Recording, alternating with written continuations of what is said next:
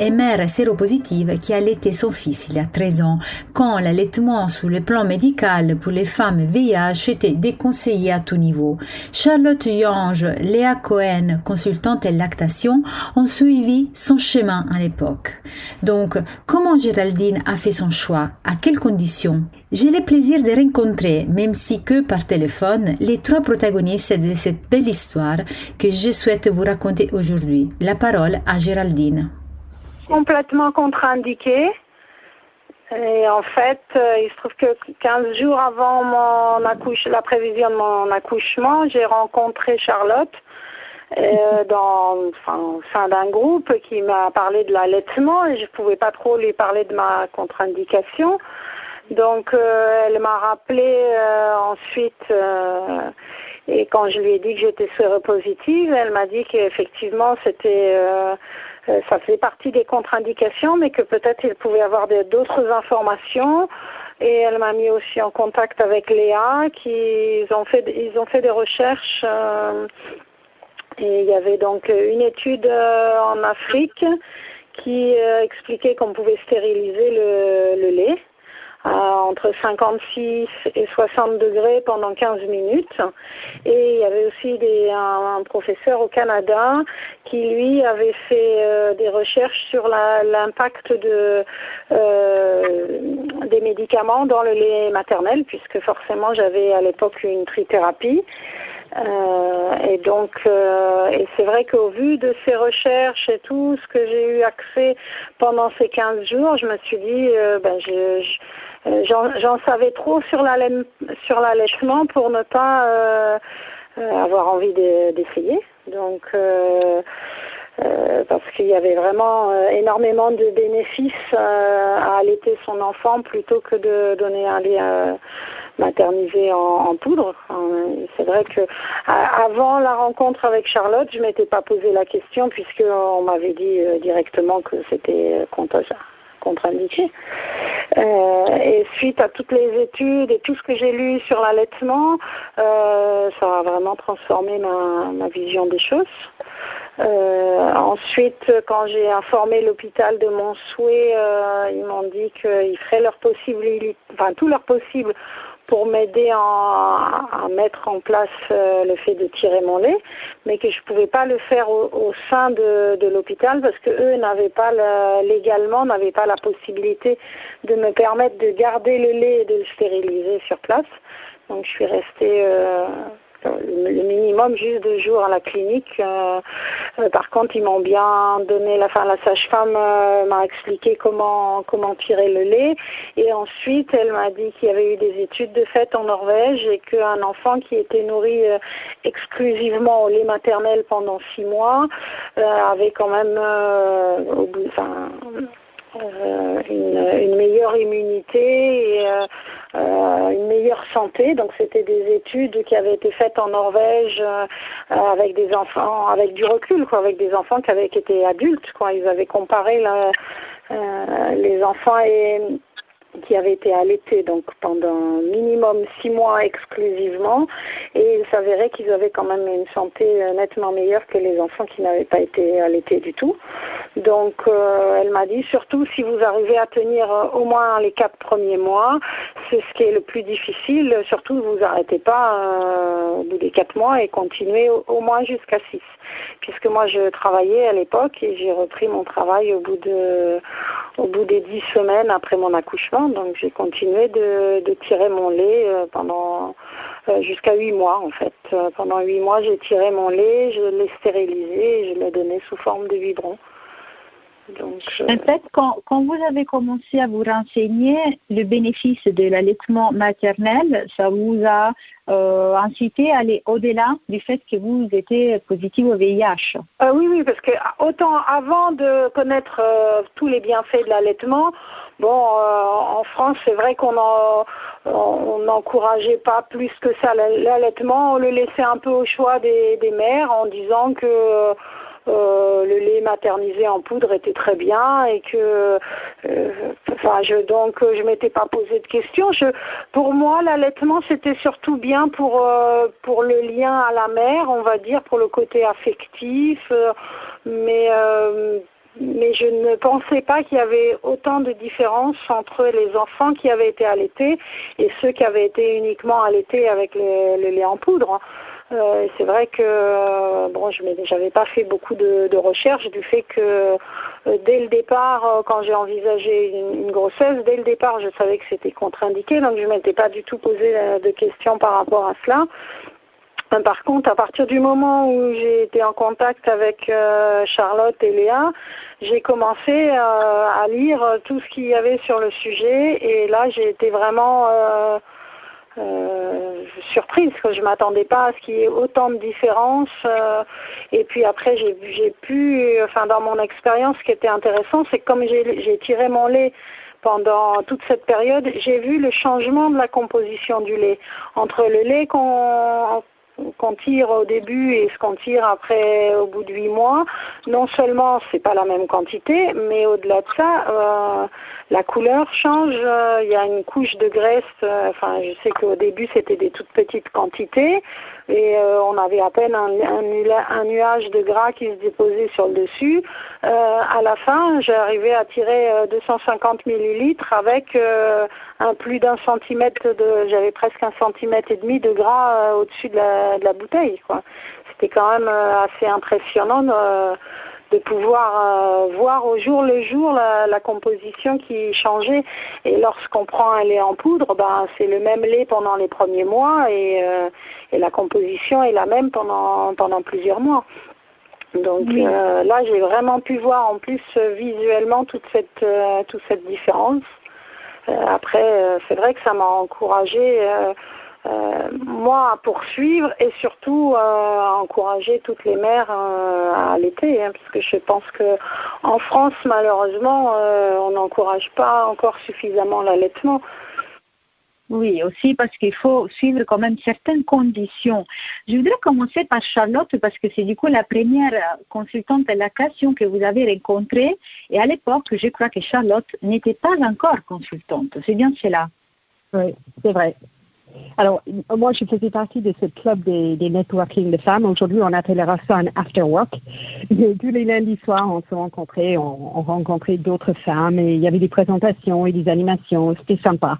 Et j'étais enceinte de quelques mois et j'ai vu, c'était la fin de grossesse en fait. J'ai vu Géraldine enceinte aussi, donc on s'est sourié. Ah bon, tu as quel mois? Ok, d'accord, tu accouches quand? Le mois de juillet. Ah, moi aussi. Et quel jour? Ah, je ne me rappelle plus quelle date, le 6 peut-être. Et moi, j'ai dit, moi le 10, ou je ne me rappelle plus la date qui avait prévu, mais c'était proche de quelques jours. Et donc, comme je n'étais pas encore consultante, mais j'étudiais tout ce que je trouvais sur la lactation parce que j'avais déjà allaité mon premier, mais il y a zéro information vraiment pertinente donnée à la maternité. Donc, j'apprenais des volumes et des volumes d'informations en fréquentant des réunions de la Laity League et en lisant les bibliothèques. Donc, j'ai dit, en sachant ce qu'elle allait croiser à la maternité, déjà, même sans savoir qu'elle avait une pathologie particulière, j'ai dit, est-ce que vous comptez allaiter? Elle dit, non, je peux pas. J'ai une condition médicale, je peux pas. Et je regardais les yeux grands comme ça, et j'ai dit, comment ça, une condition médicale? Ça m'étonne vraiment, parce qu'il y a très, très peu de conditions médicales que je connais qui peuvent empêcher l'allaitement, vraiment. Et elle dit, oui, je sais, tous les médecins me disent. Médecin n'est pas vraiment en référence en termes d'allaitement. Est-ce que vous ne voulez pas vérifier avec une consultante en lactation? Ah, c'est quoi ça? Donc, j'ai expliqué Léa Cohen. Je ne savais pas encore ce qu'elle avait. Et puis après, au téléphone, elle m'a expliqué ce que c'était. Et il se fait que je venais de faire tout un dossier sur le sujet HIV, allaitement et HIV positif. Et à l'époque, il n'y avait que 3 études, dont 2, au moins j'avais 3 en tout cas, et 2, ou alors peut-être les 3, avaient été faits en Afrique du Sud. Et en Afrique du Sud, donc il parlait du fait que ça devait être exclusif, et le fait qu'ils avaient pasteurisé le lait à 57 degrés, et le fait qu'ils avaient décrit la pasteurisation, le processus, et c'était en fait dans un pot de beurre de cacahuète qui est équivalent en France à un pot de Nutella, dans un bain-marie, d'accord? Un pot de Nutella dans un bain-marie, avec du lait dedans, pas le Nutella, avec le lait maternel HIV positif dedans. Oui.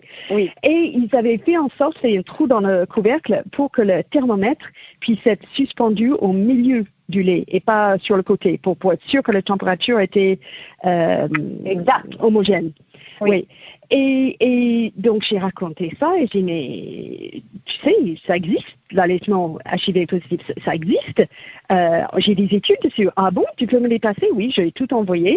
Et je dis, mais avant de conclure que tu ne peux pas, est-ce que tu peux faire pas discuter avec un consultant en lactation, un vrai? Parce que moi, je suis passionnée du sujet, mais je ne suis pas consultante. Ah oui, je veux bien. Donc, j'ai mis Géraldine et Léa Cohen en contact. Et Géraldine, tu n'as pas dit, mais moi je me souviens, une fois que tu t'es informée et tu avais posé ton projet à la maternité, il y avait une personne, dont je ne vais pas citer de nom, qui avait dit « Ah non, c'est impossible, ça va demander un équipement qui va valoir plus que 3 000 €. » Et je dis « Non, mais tu plaisantes, c'est fait dans une peau de Nutella. » N'importe qui peut le faire. Tu as lu l'étude et puis après, quand tu es reparti avec cette information, ils disent ah oui, en effet, d'accord, ok, oui, c'est peut-être possible, mais pas ici. Bref, donc je l'ai passé, j'ai passé le contact à Léa Cohen pour confirmer, parce que moi j'étais juste maman très intéressée par le sujet. Et peut-être Léa, tu veux expliquer maintenant ce qui s'est passé par la suite? Ben oui, j'étais, pour moi, c'était en 2003, j'étais en conférence à Washington de la Lecture League International, et c'est là où j'ai appris dans une session que en Afrique du Sud, il y avait ce problème de tous les bébés non allaités étaient presque condamnés de mourir d'autres raisons. Hein. Et 40% des mères en Afrique du Sud sont, s'ils connaissent ou pas, ils sont atteints de VIH. Et l'OMS ont bien compris que si ces bébés nés des mères potentiellement positives VIH, s'ils n'étaient pas allaités, ils allaient mourir parce que l'eau n'est pas potable, ils n'ont pas l'argent pour acheter les bons produits, etc. Donc, ils ont fait des tests, des examens, de trouver une façon facile à pasteuriser le lait à un niveau minimum pour tuer le possible VIH dans le lait, qui n'était jamais prouvé de toute façon, sans nuire les anticorps et les autres propriétés. Donc, ce qu'elle avait dit Charlotte, c'était un système de pasteurisation qu'ils appelaient pasteurisation Pretoria, qui vient de la région. Et je venais d'apprendre cette information avant que Géraldine me téléphonait. Donc, j'avais tous ces documents que je pouvais passer à elle, pas seulement pour elle, mais pour l'équipe derrière, parce que si elle n'est pas soutenue par un médecin, c'est extrêmement compliqué de faire une chose qui une maman peut imaginer, c'est nuisible à son enfant. Donc, tout ce que je peux dire, c'est bravo à Géraldine d'avoir considéré ça, d'avoir pu s'informer assez pour l'information sur les bénéfices de lait maternel. OK, elle n'a pas eu l'expérience de mettre le bébé directement au sein, mais son fils a eu une expérience extraordinaire d'être nourri avec du lait maternel pendant des mois et des mois. Je pensais que c'était plus que 8 mois à l'époque. Dans ma tête, c'était presque 1 an que vous continuez à tirer votre lait, mais ça... Non, 8 mois, parce que c'est vrai que c'était compliqué un peu avec le travail, parce que ça m'obligeait à me réveiller au milieu de la nuit pour tirer le lait. Oui. Donc c'était quand même fatigant. C'est extraordinaire ce que vous avez fait. Ce que je peux dire aujourd'hui, c'est un peu changé, parce qu'en effet, ils n'ont jamais pu prouver scientifiquement que le VIH passe dans le lait.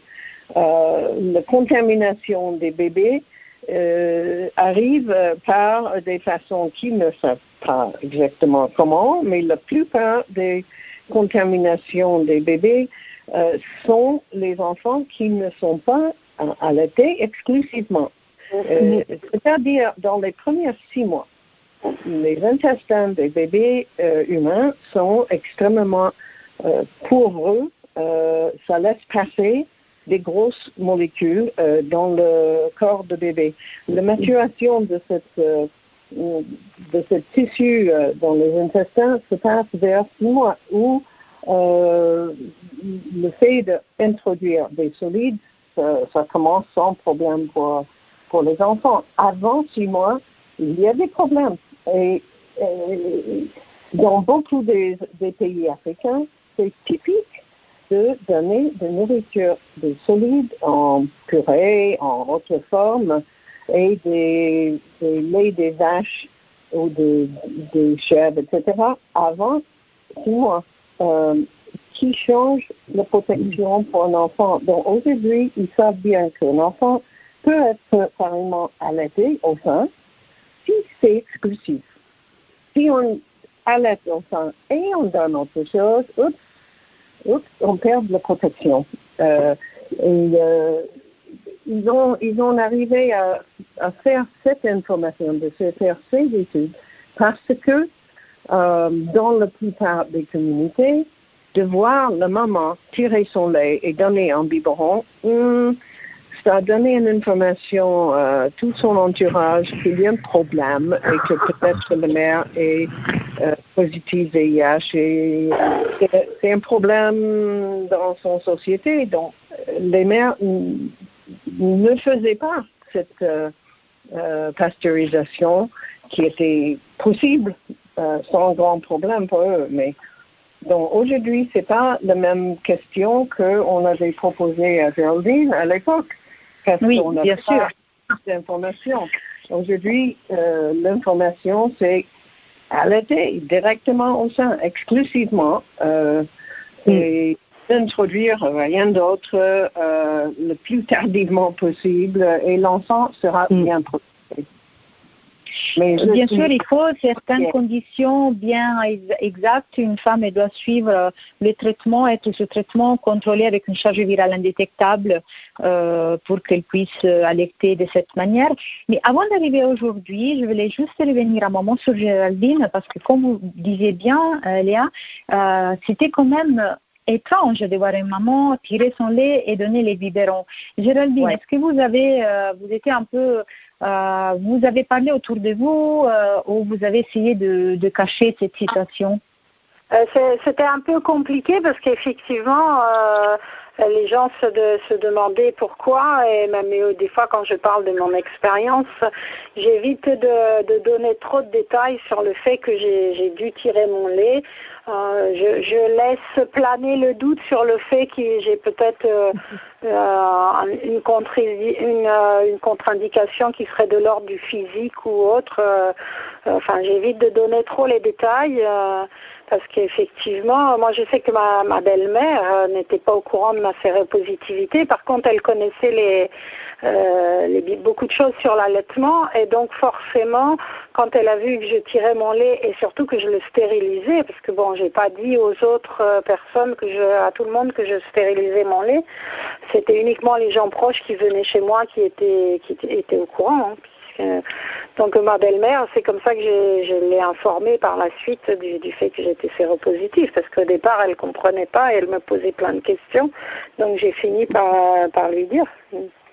Et au niveau de mon travail, c'était différent, puisque comme mon bébé n'était pas avec moi, je leur disais pas que je n'allaitais pas normalement à la maison. Je disais simplement que j'avais besoin de tirer mon lait pour le donner, et que si on tire pas son lait régulièrement dans la journée, on a une baisse de la lactation. Donc ça c'est vraiment important. Je pense que c'est aussi si beaucoup de femmes échouent dans leur allaitement, c'est qu'elles ne sont pas suffisamment informées sur le fait qu'il faut vraiment tirer son lait régulièrement, et que si pour X raison l'enfant ne veut pas téter toutes les 3 heures au départ, eh bien, il faut tirer son lait. Sans ça, effectivement, il y a une grande montée de lait, mais dans les heures qui suivent, il y a beaucoup moins de production. Donc, et moi, depuis le temps que je suis passionnée maintenant aussi par l'allaitement, j'ai vraiment vu des personnes en échec, mais à cause de cela, parce qu'on les informe pas, et beaucoup de mères tentent d'allaiter, mais à aucun moment on leur parle de l'usage d'un tire-lait qui peut être utile entre les tétées. Donc c'est tout ça. Donc je pense que aujourd'hui c'est une chance de plus être obligé de tirer son lait parce que c'est quand même contraignant de le faire. Moi je tirais mon lait 7 à 8 fois par jour au début. Après j'ai pu espacer jusqu'à 5 fois dans les derniers mois. Mais ça c'est quand même une contrainte. Mhm. Le fait de stériliser, il fallait donc moi je récoltais, j'essayais de le faire que 1 ou 2 fois dans la journée, c'est-à-dire que je réunissais le lait que j'avais tiré dans une même bouteille. J'avais une grande bouteille en verre, un petit bouteille de jus de fruits que je mettais au bain-marie donc dans une casserole, et j'avais un thermomètre avec un fil, donc un thermomètre électronique, et puis je surveillais la cuisson, mais la stérilisation, mais il fallait surtout pas lâcher la tension parce qu'on peut très vite passer au-delà de 60 degrés, et si on passe au-dessus de 60 degrés, on détruisait beaucoup de vitamines et de molécules, donc c'était la contrainte. Oui. Mais aujourd'hui, j'ai envie de dire que maintenant, pour les mères qui n'ont plus besoin de passer par cette étape, moi j'ai vraiment envie d'encourager l'allaitement. En plus, en tant que femme séropositive, on développe aussi ses propres anticorps, sa propre stratégie de défense, et si on se sent suffisamment en forme pendant la grossesse et après l'accouchement, ça serait vraiment dommage de ne pas laisser son bébé bénéficier de toute l'expérience qu'on a imprimée dans notre corps. Je pense que si on sait se défendre, et si on sait bien vivre avec le virus, le fait d'allaiter, on doit aussi, ça n'engage que moi, hein, c'est difficile à prouver, mais je pense que on doit l'information que contient notre corps, on doit aussi le transmettre d'autant plus à notre bébé. Oui.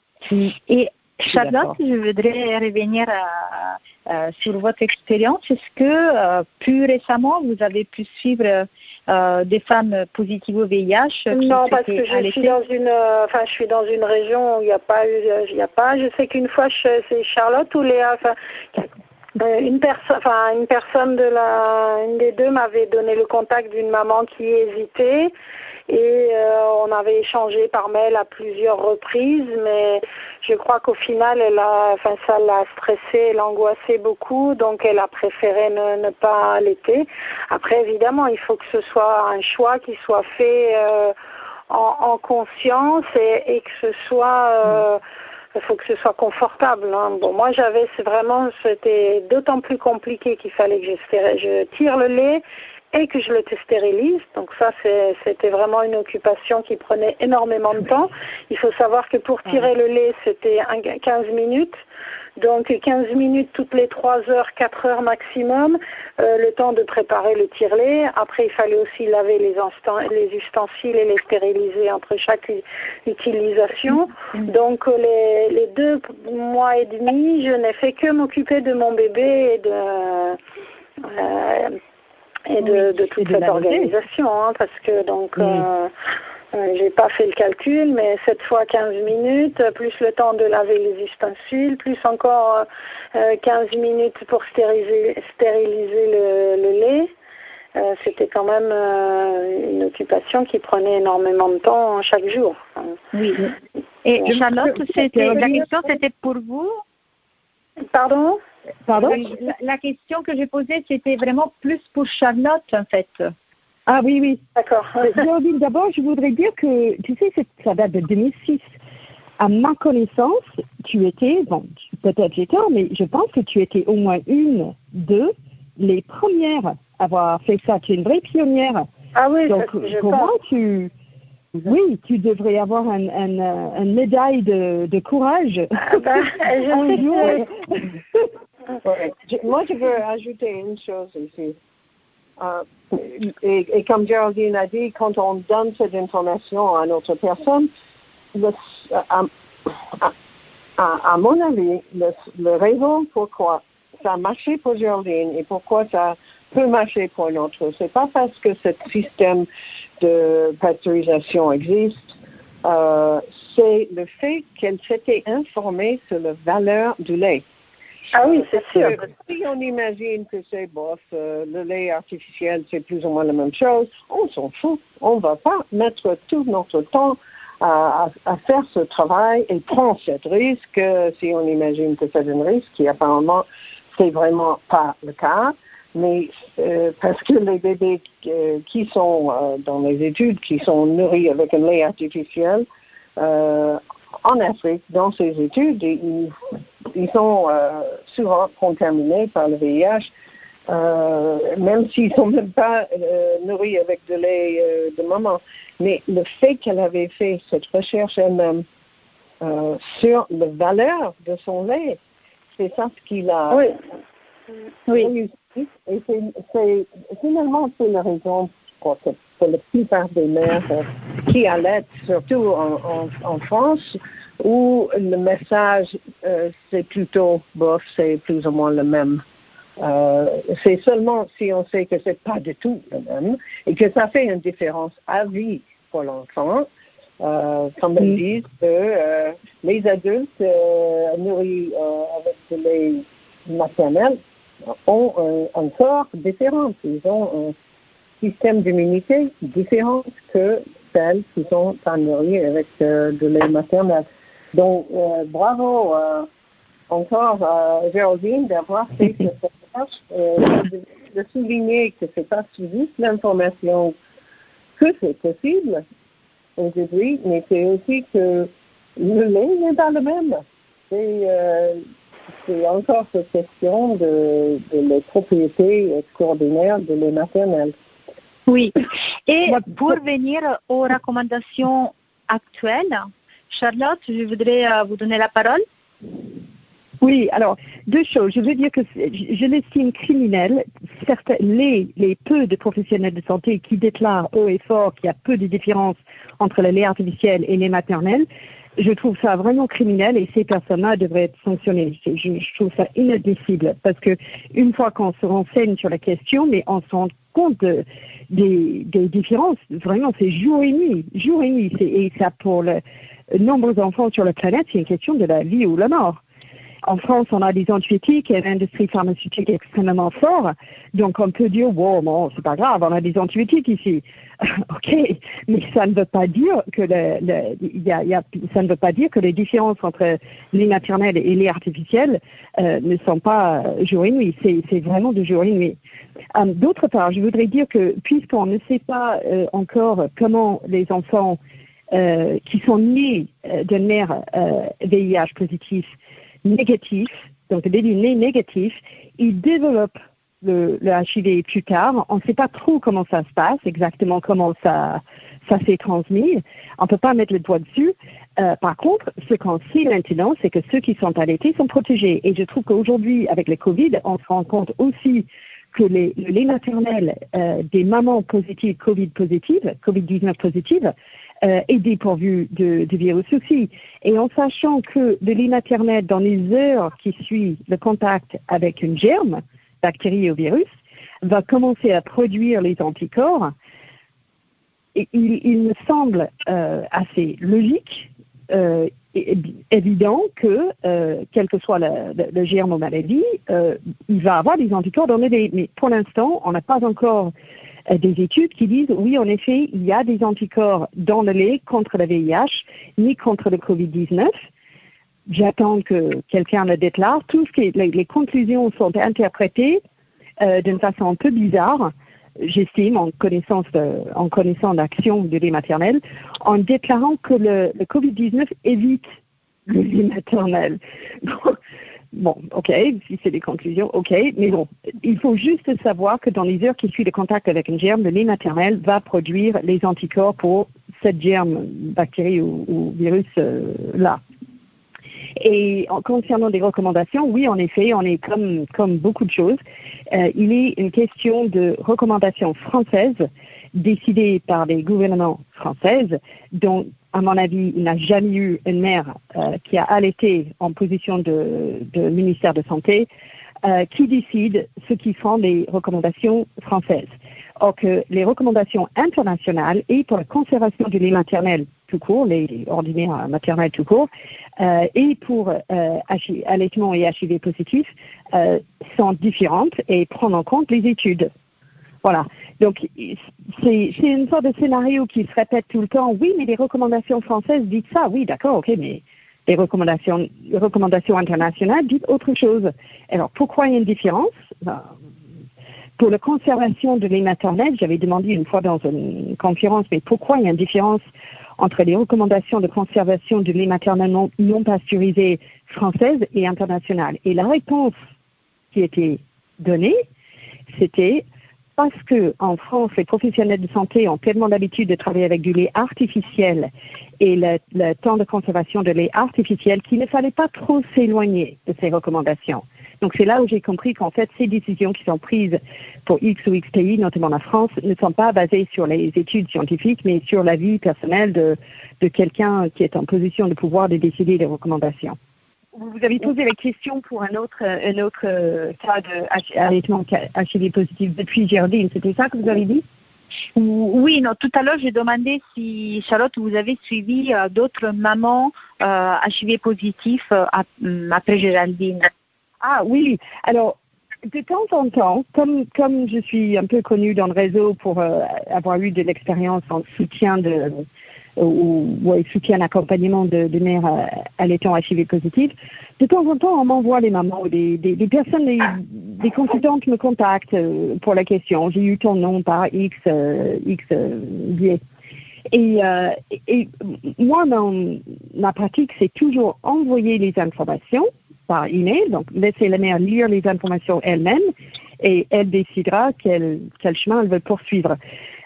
Par contre, il y avait une qui avait consulté il y a 2 ans, je pense, donc même situation, et elle avait entendu dire que c'était possible. Donc, le même processus, j'ai envoyé toutes les informations, je l'ai invitée à me rappeler plus tard, donc on a parlé longuement par la suite. Et elle, à ce moment-là, il y avait des nouvelles études qui disaient oui, il faut allaiter en direct et 6 mois exclusives minimum avec l'ajout des aliments de table le plus tard possible, mais et au-delà je crois que c'est au-delà de 12 mois maintenant. Et donc on a discuté longuement et elle avait décidé qu'elle voulait le faire. Donc si elle veut le faire, c'est son choix et moi je serai là pour l'accompagner et le soutenir.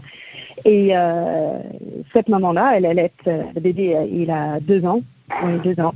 Et elle est en conflit malheureusement avec les professionnels de santé qui sont censés être là pour l'accompagner dans son allaitement, qui apparemment ont une avis personnel différente des études que j'ai pu lire et qui menacent qu'il est allaité trop longtemps, il faut qu'elle sèvre, sinon ils vont appeler les services sociaux.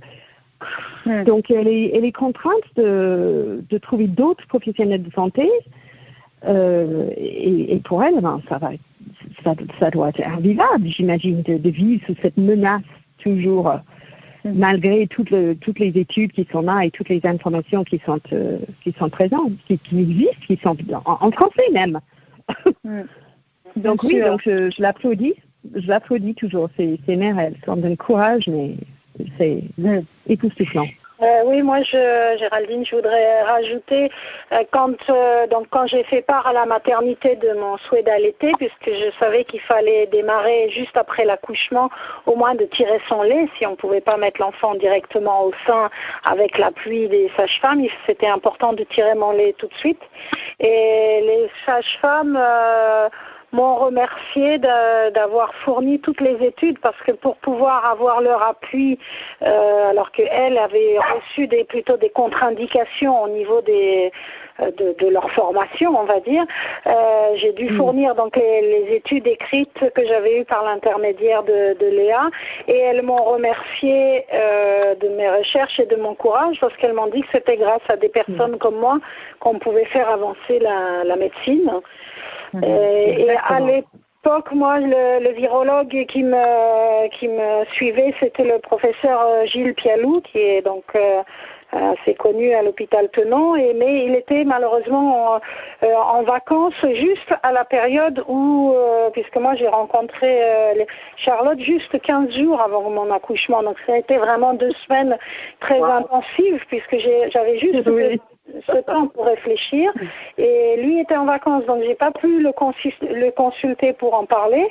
Par contre, dès qu'il est rentré, je l'ai appelé et je lui ai fourni les études, et lui il m'a dit qu'il y avait qu'une seule de ses patientes qui était capable de faire une chose pareille, et j'ai toujours été chercher par moi-même tous les moyens de soutenir l'immunité, de renforcer. C'est vrai que moi j'ai été diagnostiquée, j'avais 23 ans, c'était dans les années, j'ai plus la date, ça fait plus que 25 ans, maintenant bientôt 30 ans, donc à l'époque il n'était pas le processus, le pronostic de survie était quand même pas très favorable, et donc il n'y avait aucun traitement vraiment efficace à cette époque-là. Donc moi j'ai toujours fait des recherches pour stimuler l'immunité et renforcer par moi-même déjà. Donc quand j'ai fourni ces études au professeur, qui me dit qu'il en avait vaguement entendu parler, mais qu'il n'avait jamais eu ces études n'avaient jamais été portées à sa connaissance à l'époque. Mais après, il m'a encouragée, il m'a dit que c'était bien, qu'à partir du moment où j'étais capable de suivre ce processus, que c'était une bonne chose. Et c'est vrai que j'ai toujours eu la chance de rencontrer des gens qui me faisaient confiance. Mais c'est pas simple. Je sais que pour d'autres personnes, c'est compliqué. Il faut vraiment pouvoir s'affirmer. Merci Géraldine, merci. Léa et Charlotte, vous voulez rajouter quelque chose? Moi, je veux simplement répéter que l'information que nous, les consultants, peut en avoir, et c'est vrai, on est attaché à un réseau international. Heureusement, on va aux conférences internationales, on est informé au fur et à mesure des choses qui se passent ailleurs dans le monde. Mais cette information, c'est juste un début. Le reste du travail, c'est fait par quelqu'un comme Géraldine. C'est à la fois son courage, mais le fait qu'elle s'était informée elle-même de cette information et qu'elle a fait son propre choix à partir de ça. C'est une chose de donner l'information à une maman, d'être disponible, mais ils ont aussi besoin d'avoir cette information sur la valeur du lait. Sinon, ils ne peuvent pas faire un choix valable, que c'est dans une situation critique comme une maman VIH positif ou n'importe quelle autre mère. L'information qu'elle cherche sur la valeur du lait, c'est le plus important, et parfois c'est la raison pourquoi on aime bien les groupes de mères qui peuvent passer cette information. Voilà.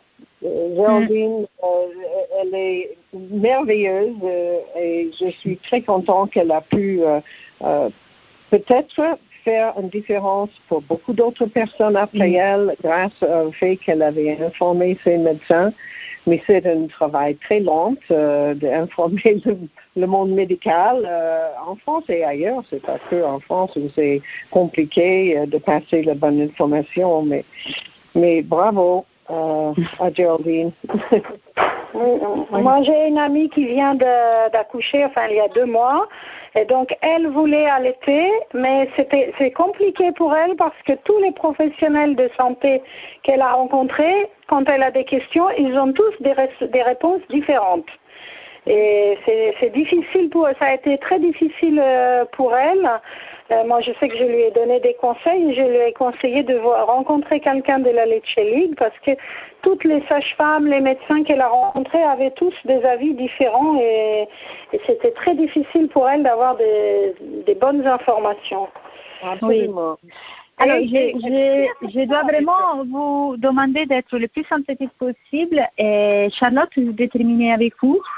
Oui, je voudrais juste faire une demande, s'il vous plaît, au peuple du monde, de réclamer de tous les gouvernements du monde de focaliser toutes les recherches futures dans le système immunitaire, le support du système immunitaire et dans la prévention, au lieu de dédier tout l'argent dans la pharmaceutique. Pharmaceutique, on en a besoin, c'est vrai, c'est très bien, mais il faut dédier maintenant toute notre recherche et intérêt dans le système immunitaire, comment ça marche, le microbiote et la prévention.